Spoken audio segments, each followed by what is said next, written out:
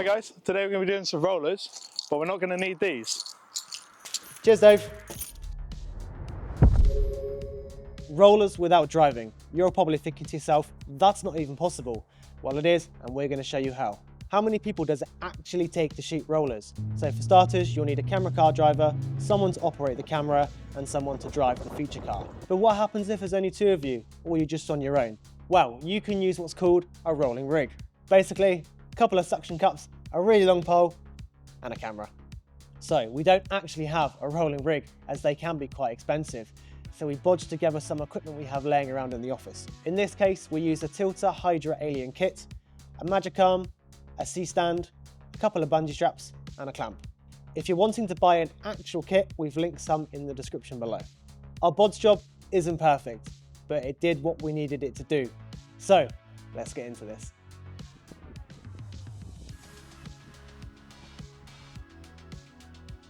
That should be fine. Oh. Right, hold it there. How was that? It's heavy. It's not easy.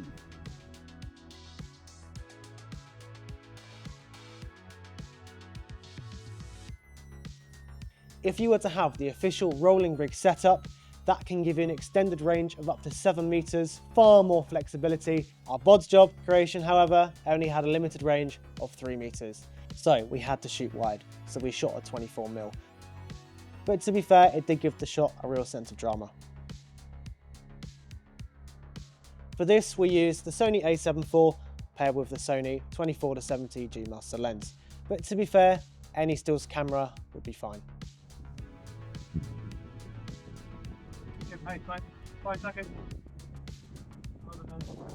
For our first run of shots, we set a 20-second exposure time.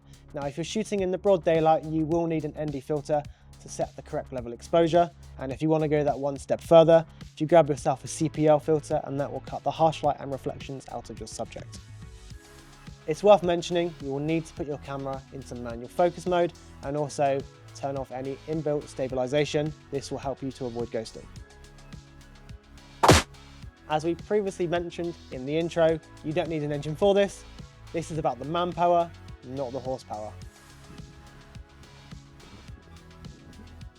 Yeah? Go.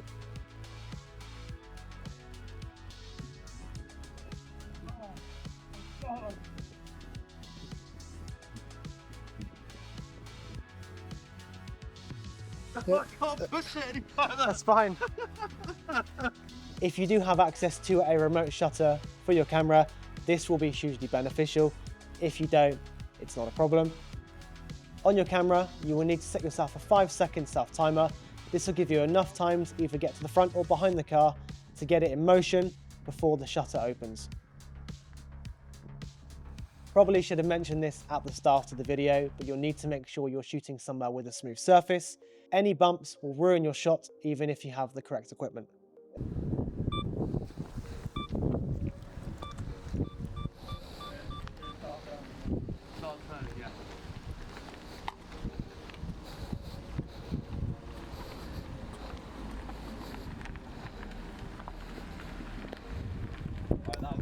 Slow down gently. We managed to get several great shots, both from the front and from the rear, and here are the rules.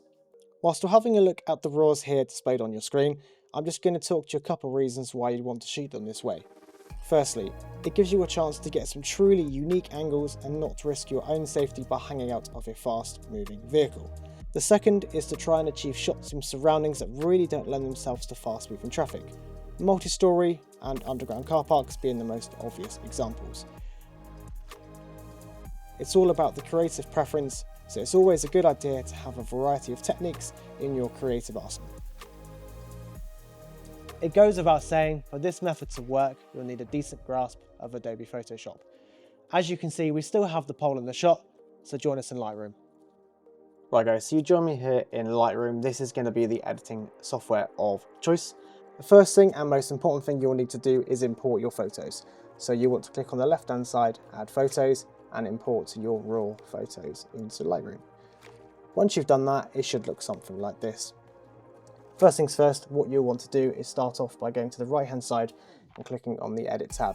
This is where you can do your basic corrections such as exposure, contrast, highlights, shadows, color temperature, and if you want to add any sharpening or vignette to your image. But for the purpose of today's video, we are going to be using a preset. A preset is a quick and easy way to edit an overall look of a photo. So it should look something like this. After you've applied the preset, you may want to go back into the Edit tab to do some final corrections.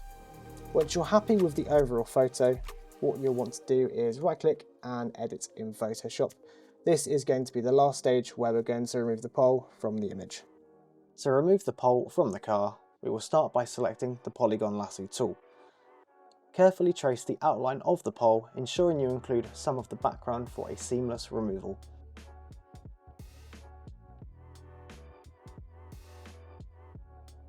Once the outline has been selected, press Generative Fill. This uses Adobe's AI to analyze the surrounding pixels and fill the selected area. As you can see, the result is a clean, pole-free image with minimal manual editing, allowing for a realistic and efficient removal process.